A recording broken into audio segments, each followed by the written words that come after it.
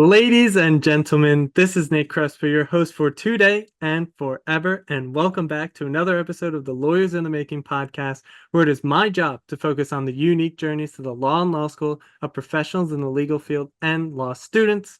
Let's talk about what we're doing today, because today we have another incredible guest. He is a Vanderbilt University School of Law graduate and currently works as a partner at ArentFox Schiff. He's held past positions as a partner at Schiff Hardin and as an associate at Foley and Lardner. Excited to have him on the podcast today, Mr. Michael Showalter. Welcome to the podcast. How are we doing today? Before going any further, I'd like to say a quick word about the sponsor of this podcast, Rhetoric. Back in episode 25, I had the privilege of having the CEO, Luke Yingling, on the podcast, and ever since that episode, fell in love with the product. Rhetoric takes user briefs and motions and compares them against the text of opinions written by judges to identify ways to tailor their arguments to better persuade the judges handling their cases. Rhetoric's focus on persuasion and helps users find new ways to improve their odds of success through more persuasive arguments. Know more, win more. I was able to see a demo of the product, and its cutting-edge technology and fascinating features make for a product I am proud to sponsor, and further shows the new digital era the field of law has been entering thus far on my journey doing this podcast. If you decide to book a demo, let them know Nate sent you. Be sure to check them out in the show notes below or at userhetoric.com. One word, userhetoric.com. Now, back to the show. I'm doing great. Thanks for having me here. Oh, no problem, Mike. I'm super happy to have you on today. Now, before we get started, Mike, can you tell the audience a little bit about yourself? So I'm about 20 years into my career. I'm originally from a small town in West Virginia, where I was the fifth generation of my family to work in a steel mill. I left my hometown at 18 to go to college in New York City. I stayed there for 5 years, including one where I worked as a legal assistant at a big firm there. Went to law school at Vanderbilt, then clerked for 2 judges, and then I've been engaged in the private practice of law now for, I guess, the 18 years since. And I'm currently based in Chicago and admitted in 5 different places and spend an awful lot of my life in an airport, kind of going from courtroom to courtroom. Well, first, we have to go all the way back, but I want to go back before your time, before you arrived at Columbia University in 1996 and your eventual leave in 2000. So you're telling me you're 5th generation in your family working in steel mills. So I want to talk about how you ended up at Columbia University coming from such a small town in West Virginia. If I may ask, what small town is it? I am from a town called Wheeling, which is now about 29,000 people, and it is a prototypical Rust Belt town in the foothills of the Appalachians. In around 1900, it was the 3rd city in America to have electric lights. So you had a big booster community and heavy industrialization then. And then over time, like a lot of kind of Rust Belt America, from New York to Illinois, where I live now, I mean, jobs moved away and people moved away, and here we found ourselves. So talking from that very interesting, very unique perspective, how did you end up at Columbia University coming from a family of steel mill workers? Like, how did that even happen? So my dad worked in a steel factory. He worked in a galvanizing plant, and my mom was a newspaper editor. How I ended up at Columbia, I was blessed to be the second child in my family and maybe not the better of the 2 students, but I watched my brother go through the college application process a couple years before me.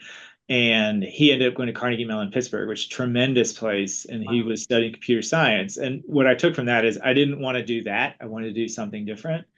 And, when I was growing up, there were only 2 sort of not strip mall, but mall-based bookstores in my town. And I wanted to go to a place where there were a lot more resources. And for whatever reason, I decided that there probably were more books in New York City. And there had been a few folks from my high school end up at Columbia, and it seemed like a reasonable place for me to go. That said, I never visited New York City at all until after it was my only place I could go to college. So I jumped in feet first, and thankfully that turned out okay.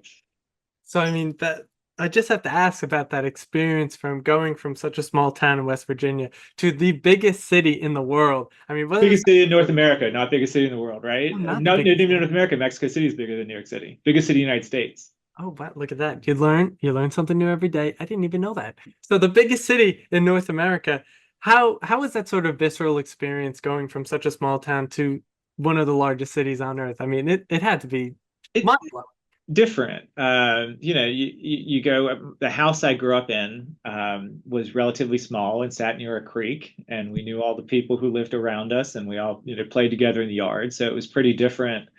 Some of the buildings around Columbia's campus were actually taller than the biggest building in my hometown by about 7 stories. So it's, a different sort of spot to end up in. But the weird thing about going to college in New York City is everybody appears, at least superficially, to be the same, right? We all dress similarly. We don't have cars. At least your first couple of years, nobody really knows where everybody else is going. And I just assumed everybody was like me. And I played a sport where my friends all played a sport too. And we were all focused on working out and trying to get our studies done, and like how bad each other smelled because we didn't have a washer or dryer to work through our clothes. And it was a great spot to learn and do things, and meet people who were different than the people I knew before. And that was a really, kind of fascinating experience. So after you were done at Columbia University, you graduated with a degree in political economics and religion. You had then gone on to be a legal assistant at Sherman and Sterling. I And now did. I always love talking about prior to law school, getting that legal experience. How important was getting that legal experience for you?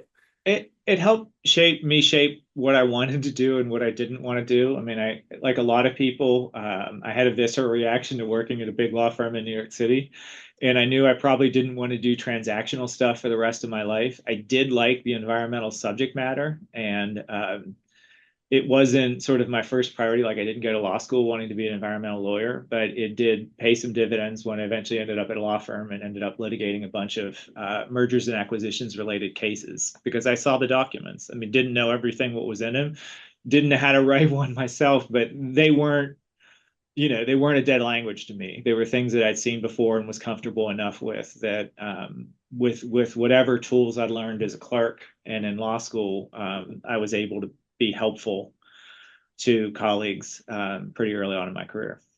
Yeah, absolutely. And I think what the most interesting part about what you just said is you literally took the words out of my mouth. You quite literally said it shaped you to find out what you did and didn't want to do, which is such a significant point I love to talk about on this podcast. Finding out what you want to do with the law, but especially finding out what you don't want to do with the law allows you to narrow down your decisions. Now, you then went to Vanderbilt University Law School, which is a long way away from Columbia University. And I love talking about the first year of law school. Some people hate it, some people love it. I got receipts of people loving and hating it. But how was it for you, Mike? I thought it was interesting. I think it was a little bit less surprising for me than some other folks because Columbia's undergrad is largely also Socratic. We did great books and kind of went through things where there weren't right answers. So I'd already been through the gray is the color of truth phase of my career. And when you could take apart a text and find that it had 15 different meanings. So that part wasn't surprising to me. It was surprising. That was 2001. So I moved away from New York City right before 9/11. So kind of getting through that in a new community was interesting to see. Nashville, it's good to have breaks from your school, but it took some time to adjust to that and to new people and everything else. But yeah, I for the most part like law school. I do think it's a year too long, but the first 2 years I thought were great. And then the third year was probably a year too long because by that point you've already worked a little bit and got around and helped people solve problems. And to go back and just academically dive in again, I mean, I think socially we probably need to think about whether that's an optimal use of our time. Now, I'll tell you what, Mike, that's not the first time I've heard this on this podcast that law school is a year too long, that the third year is somewhat a bit useless for a lot of people. But in your third year, you had a summer associateship at Schrader, Bird, and Companion. Now, can you talk After my third year, the great thing after? about that is that I got paid to work at a firm in Wheeling, which was fine wages for Wheeling. But the best thing about that job was it pushed my pay scale forward when I was a law clerk to where I got raises 3 months earlier than everybody else. And that money really came in handy. So I joked with people, the way the federal pay scale works, it is legal experience after you've had your law degree. And because mine was pushed up 3 months, I probably made more money in the 2 years I clerked from that work experience than I did actually with that work experience. So that was a neat thing to experience kind of in retrospect that I never knew about getting in. Yeah, I mean, I never knew about the pay scale as well. That is new news to me. But in terms of those law clerkships that you had previously to the summer associateship, how were those experiences, and what were some ways that they shaped you in terms of finding out what you wanted to do with the law? They helped me. It was interesting. For me, it was always a struggle about where I wanted to live, to find a place I felt comfortable and close to home. So one of my summer associate jobs was in Pittsburgh, and I determined kind of at that time it was probably too close to home, and it wasn't going to really give me the opportunities that I wanted. Loved working in Wheeling. I am a very proud West Virginian, but at that time, I already was committed to jobs for the next 2 years, and I probably, even if I stayed in West Virginia, was not going to come back to Wheeling. I would have practiced in Charleston or someplace else. So that was fun because I got to be a professional and work in my hometown. But it was neat because some of the colleagues I had there were super cool, and I got to, walk the streets that I grew up with. But for the most part, I knew I was going to go off to clerk, and then whatever my practice was going to look like thereafter was still kind of waiting to be shaped. I had some inclination that I was probably going to do some kind of litigation going forward.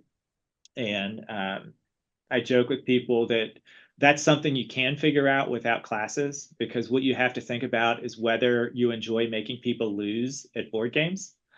And if you enjoy not winning, because everybody likes winning, but affirmatively making people lose, that can tell you a lot about two things. One, it's kind of win-win situations in transactional practice aren't necessarily what you're temperamentally wired for. And two, litigation may just draw you in.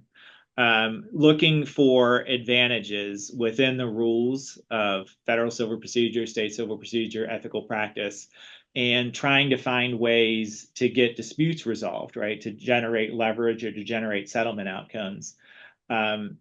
That's something that, I had a background as an athlete, and it always struck me as kind of more fun than not.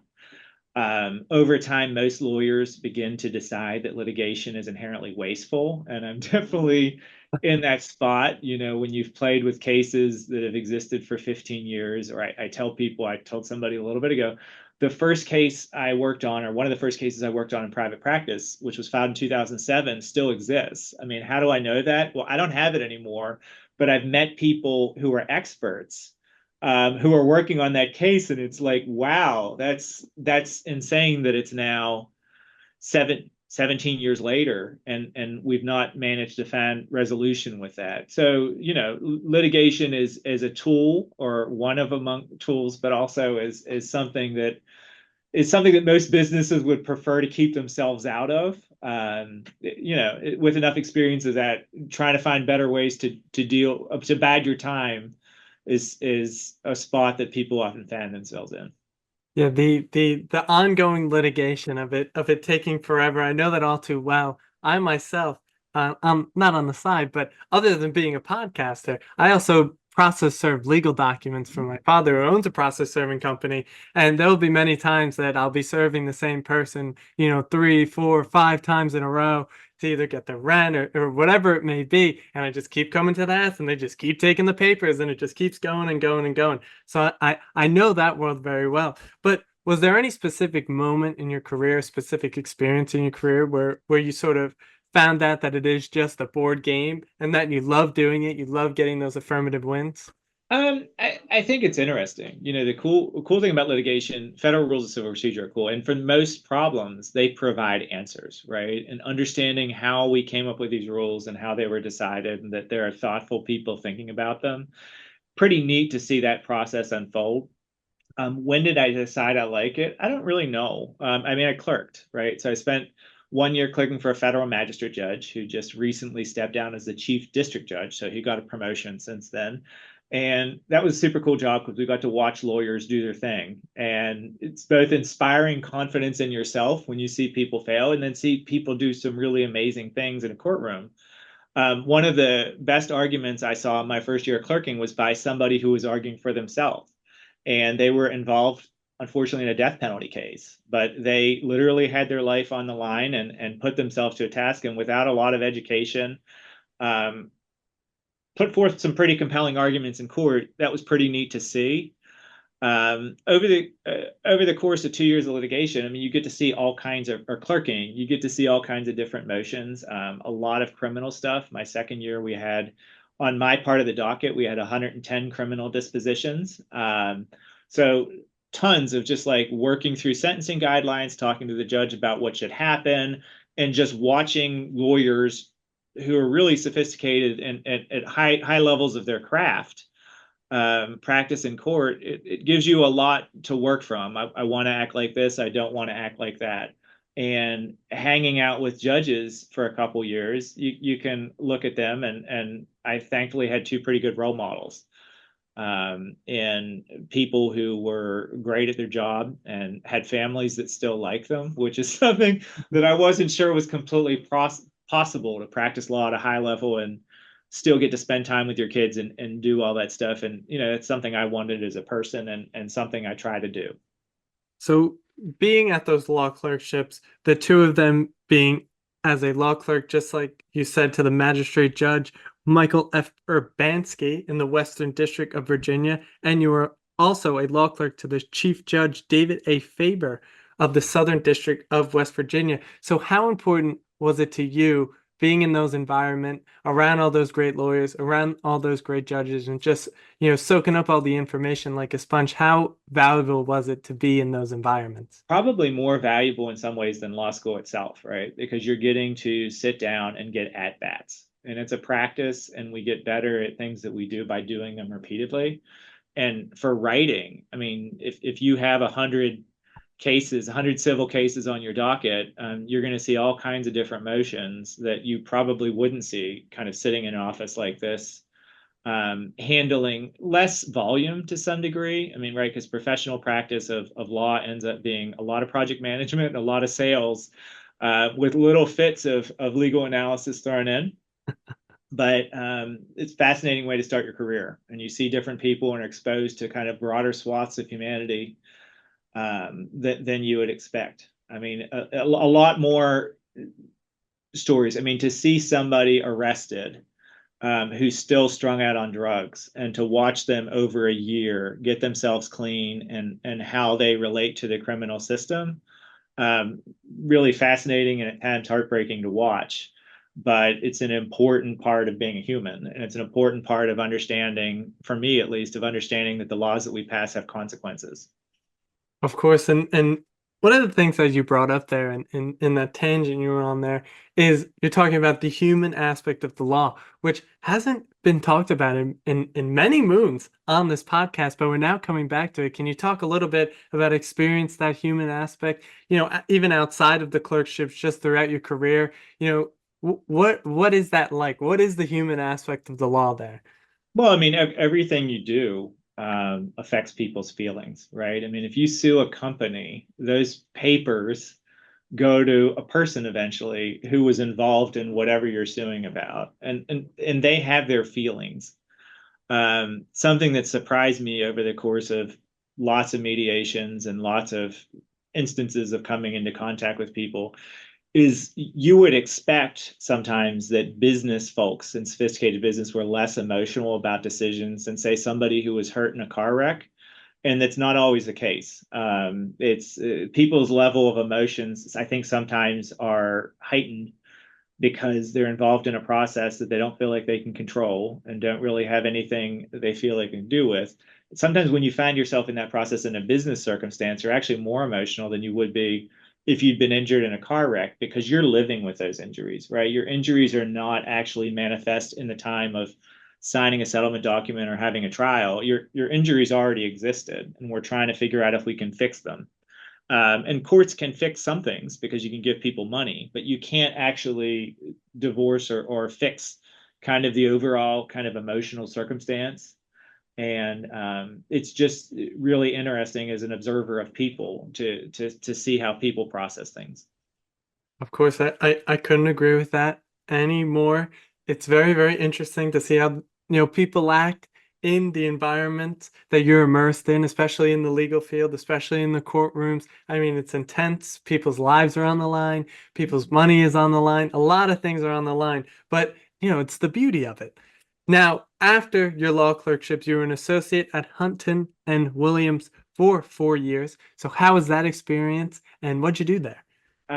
So Hunt Williams is a kind of an old line Virginia law firm that has offices all over the place. There, I was assigned to a group that did some product liability things, some product liability cases like asbestos, and I did some of those myself. I was already at that point licensed in 2 places and had to go to depositions and do expert reports and all that in that world. I had some lobbying, so lobbying at the federal level, helping people shape what statutes look like for the first time. And then I also had some commercial litigation at that time, which was mostly sort of legacy liabilities for old industrial companies, which often involve either environmental claims or product liability claims. So did that stuff.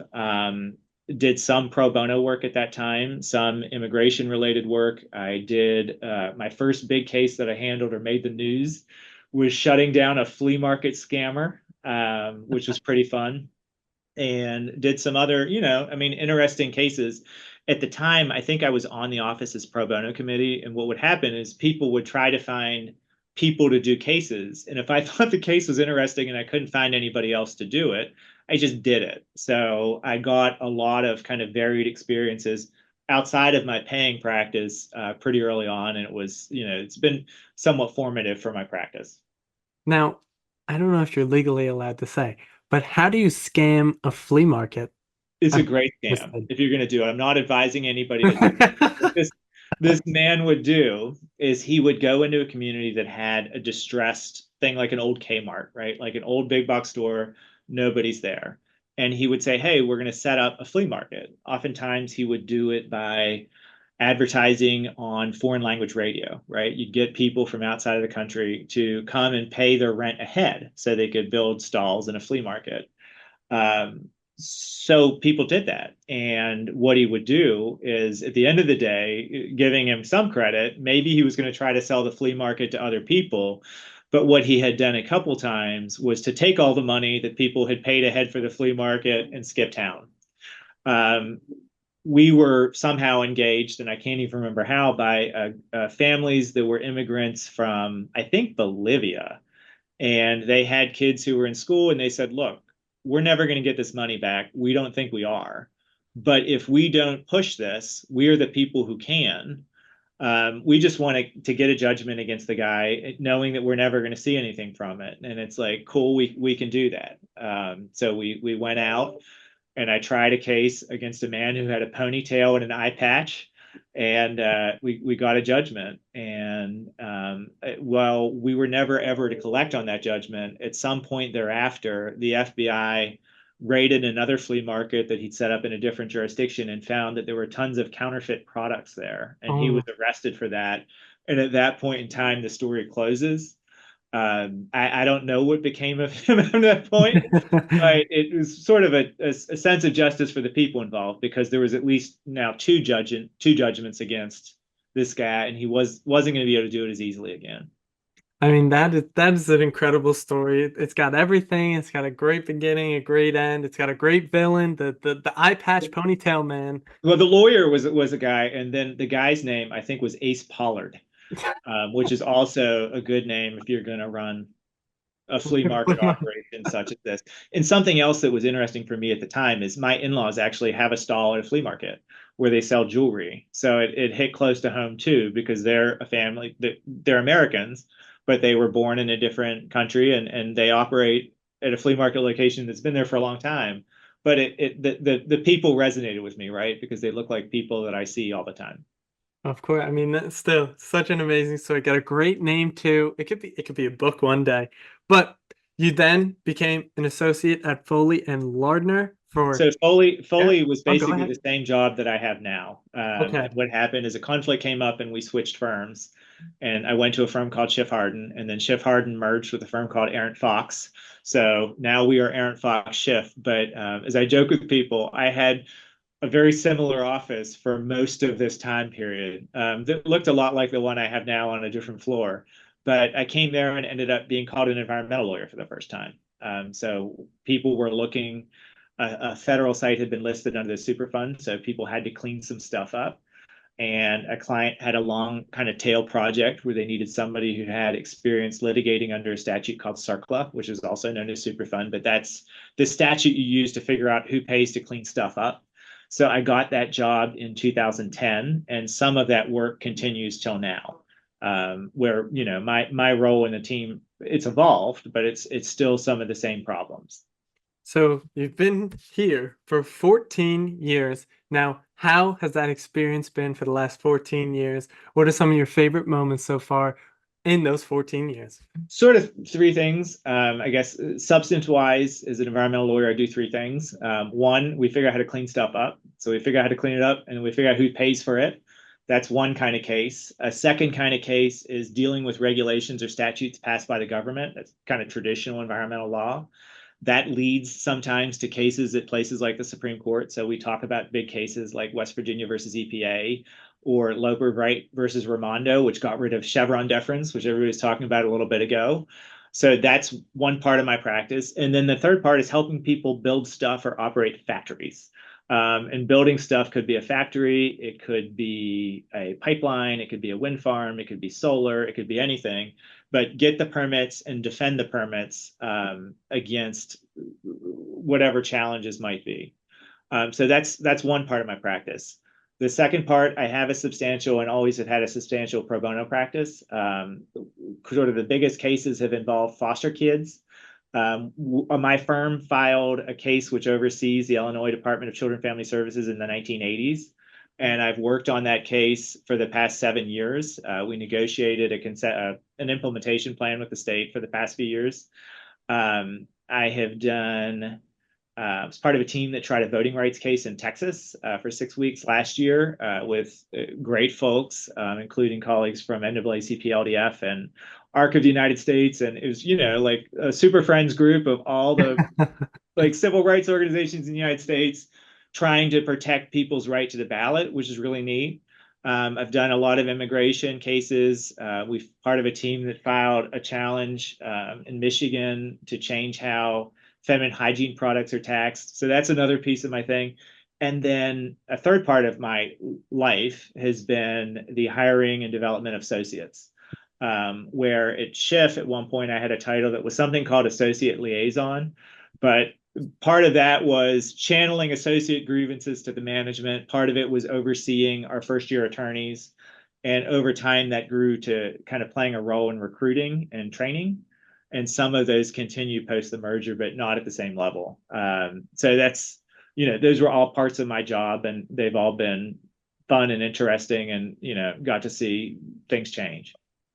Absolutely. So in your 14 years there, you at some point became a mentor for some new associate in training them and helping them. So my question here is, how important throughout your own career has mentorship been for you to be able to then give that mentorship back to those people coming up? It's important, right? I mean, people like judges or some of my early employers helped me get my next job. And that's really what lawyers do. And that's what professionals do, is help people figure out who can help people get to the next step.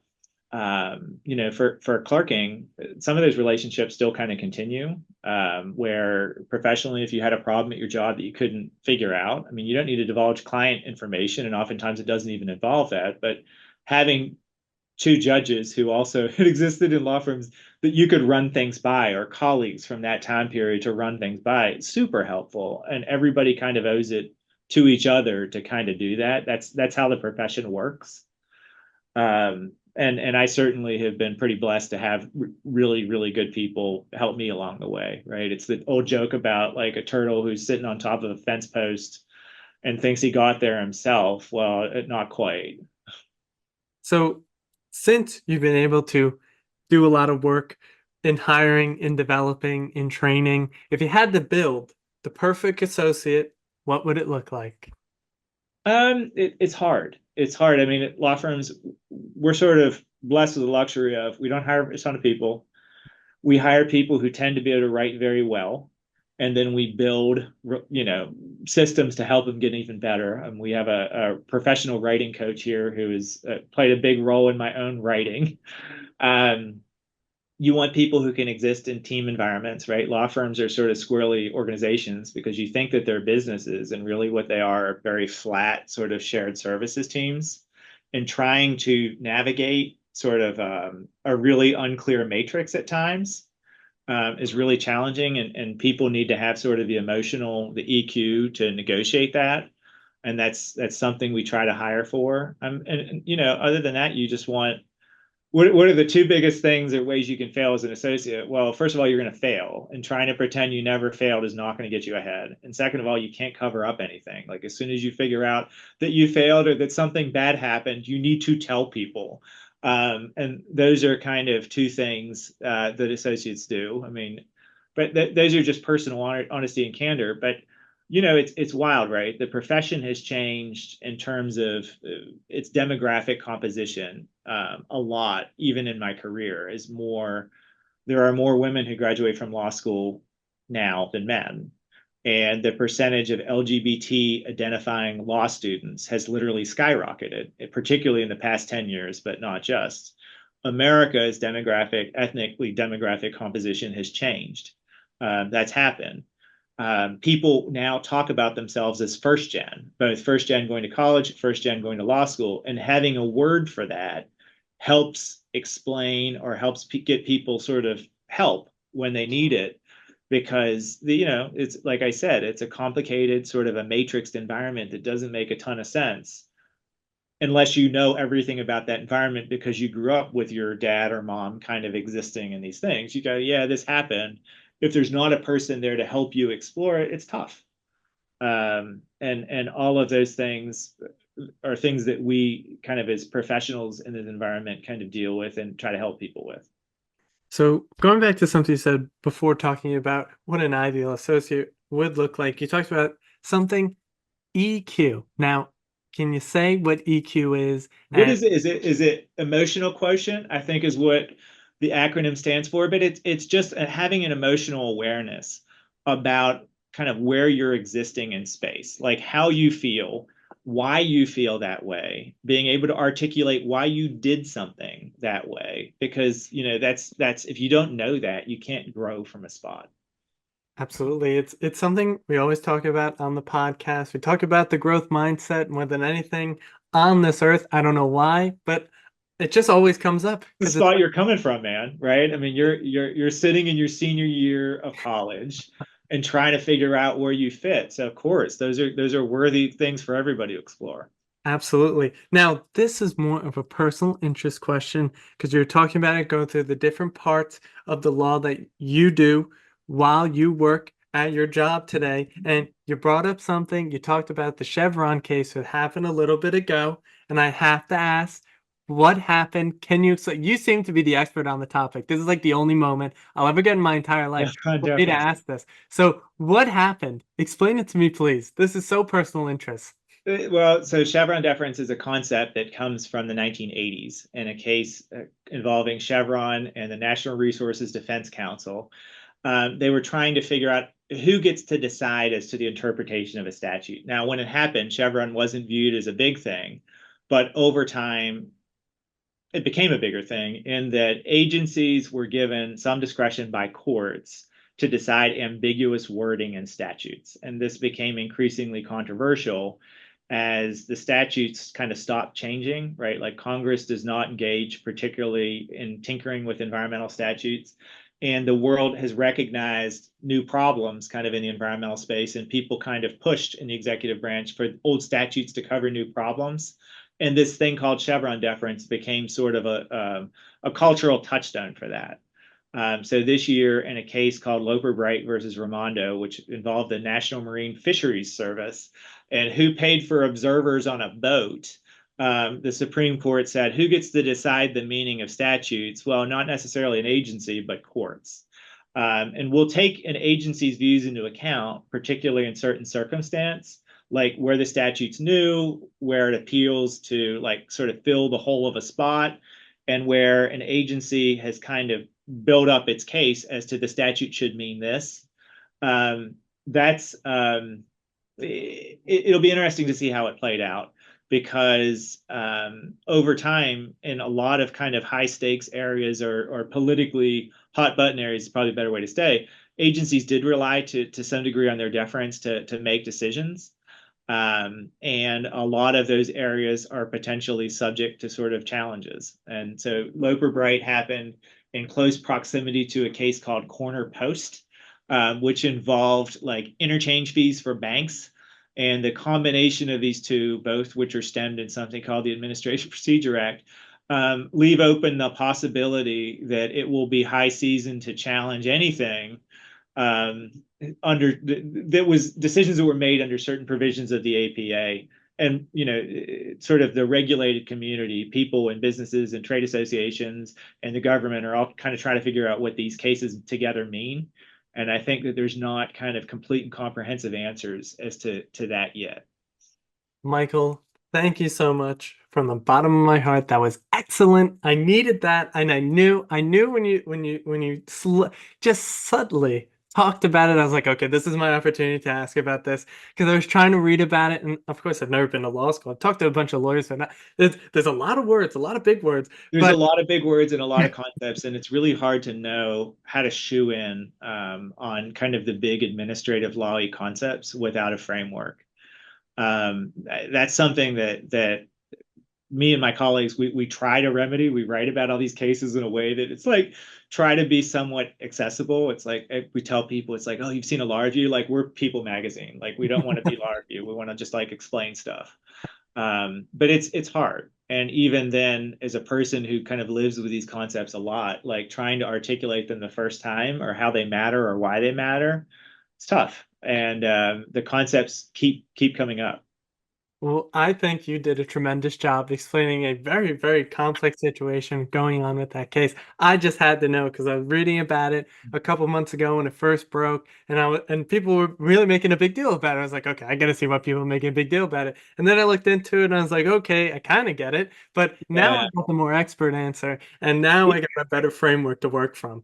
When it came up at a cocktail party the day after it came out, it's like, why are normal people talking about this?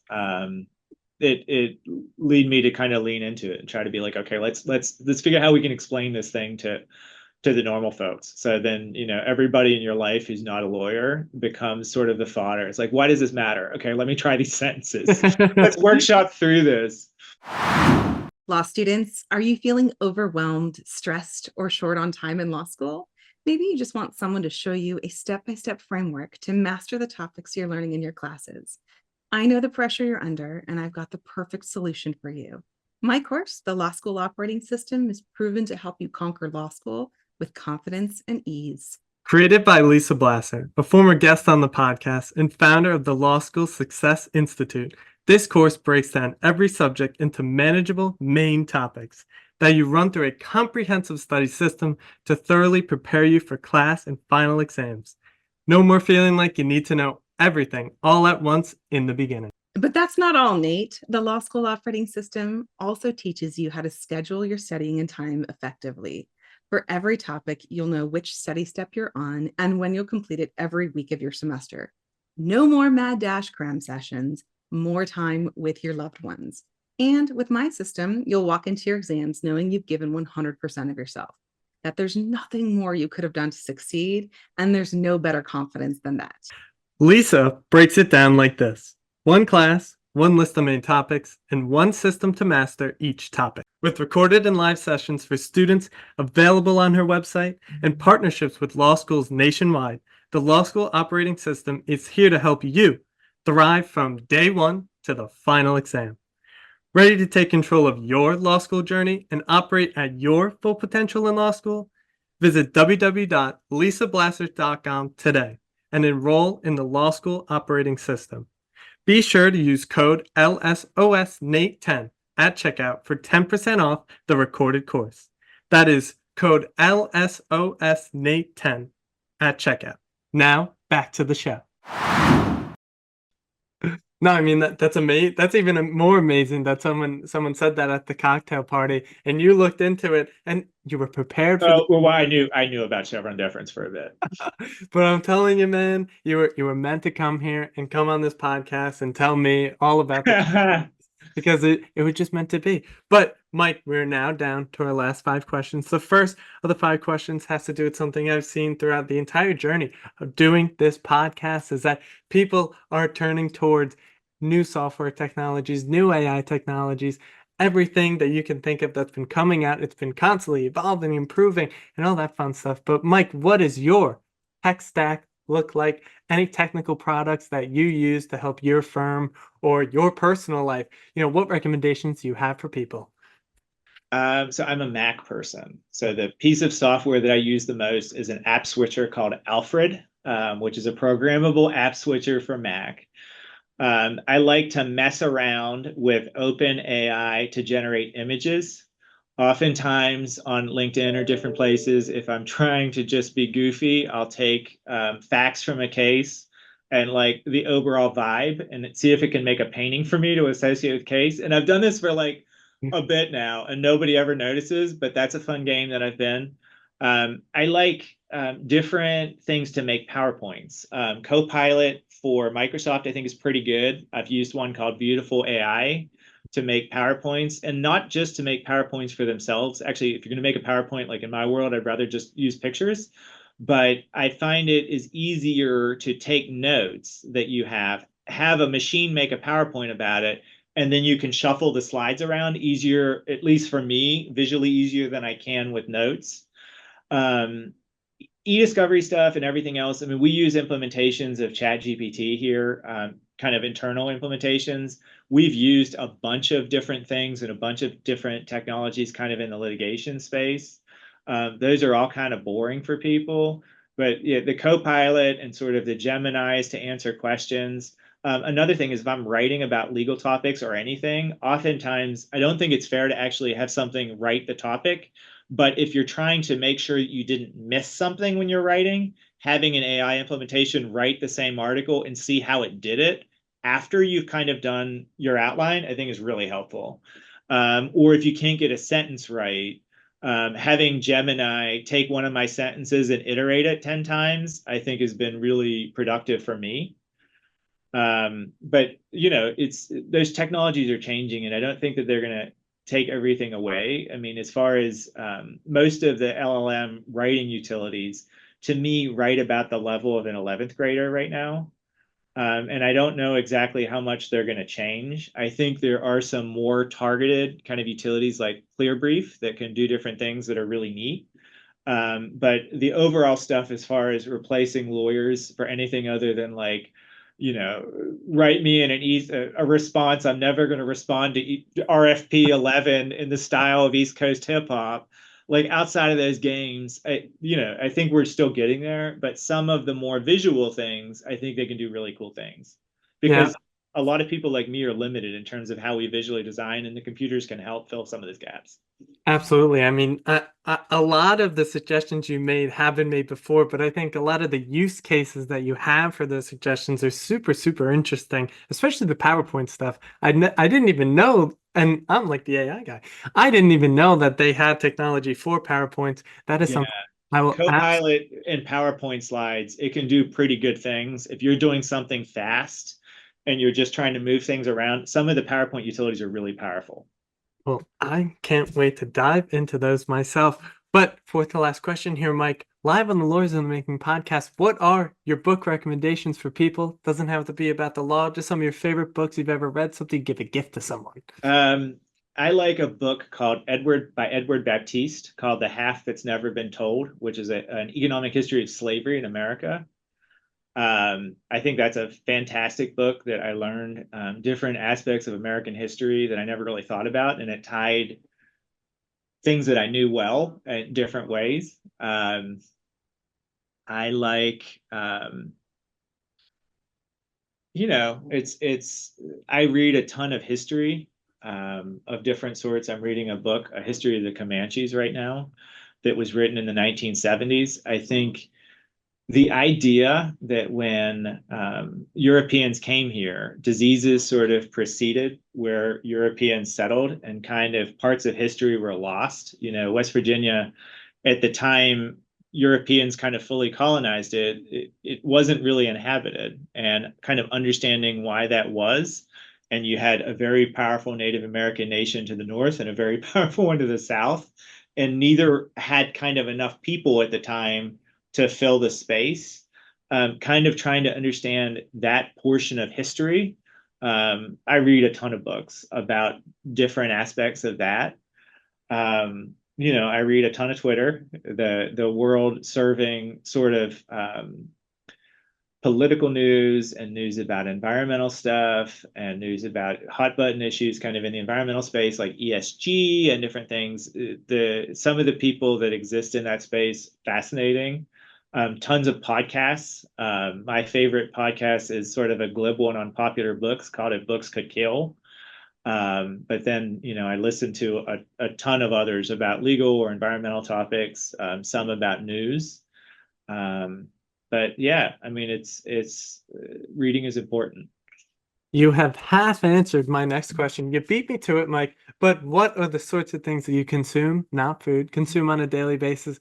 Either that be, like you said, Twitter, any podcasts you listen to, any Substacks you read, Instagram, YouTube, Reddit, anything like that. What is crossing the transom of Mike's mind on a daily basis? Well, I mean, I like advice columns, Dear Prudence sort of things. Anytime those are fed to me via Apple News, very much like those. I listen to a ton of music. Still, I mean, I live in downtown Chicago and spend an awful lot of time walking or running or biking from place to place. Yeah, podcasts are great. I have a friend named Chris Whitehead who's doing one called Perspectives on Sustainable Development, that he brings in a bunch of people kind of from spots 2 steps away from each other in the environmental space. And I think that's a neat one that I listen to every other week when it comes out. TV and stuff, I don't watch as much. I mean, I watch CNN when I fold clothes. With 2 little kids living at home, that's more than I'd like. But other than that, a lot of my life and practice is reading. Another one that I read pretty regularly is SCOTUS blog, which has a lot of briefs about U.S. Supreme Court cases, including amicus briefs. And for filling out knowledge kind of on peripheral to what you're interested in, it can be a great resource. Now, speaking about your kids, this is a great segue into the second to last question here. You're working, but Mike, what does an ideal Friday night and Sunday morning look for Mike? Ideal Friday nights tend to be you get some work done, and we do more family stuff on those days. I've got a 7-year-old and a 10-year-old, and they like to be around their folks, and we'll get pizza or we'll do different things. Sunday mornings, oftentimes it's get a workout in, get some clothes folded or some chores done, and then get ready to shuffle people around for a little bit. Because oftentimes I tend to work on Sunday nights, starting again at about 6 p.m. so that I'm kind of ready to go Monday morning. But yeah, I mean, I live in Chicago, and in the summer, it's an amazing place to be. And so to spend time biking or kayaking or running, it doesn't get much better. Chicago sounds absolutely splendid in the summer. I'm gonna have to get there eventually. One of the days, my bucket list continues to grow. But Mike, last question here. I do this at the end of every single episode. But what are your words of wisdom for the aspiring law students, the current law students, and the legal professionals out there in the world? Be comfortable with yourself, and everybody can succeed and you get ahead, and everybody kind of in this profession faces setbacks at different points in time. And how you deal with them sort of is how you end up defining yourself. I think sometimes our world and our profession forces people to kind of arbitrarily set goals that they then chase, and then people defeat themselves when you don't reach the goals that you set without understanding really what it meant. And sometimes being more comfortable in the space you're existing in is something to keep in mind, because we're all trying really hard and just trying to get there together. Well, that was beautifully said, Mike. But that is the podcast. That is the episode. So, Mike, thank you so much for coming on here, spread your wisdom and spreading your experiences. And for everyone out there listening, thank you for tuning in. Be sure to check us out, lawyersinthemaking.substack.com. That is lawyersinthemaking, one word, substack.com. And I will see you all in the Thanks. next one.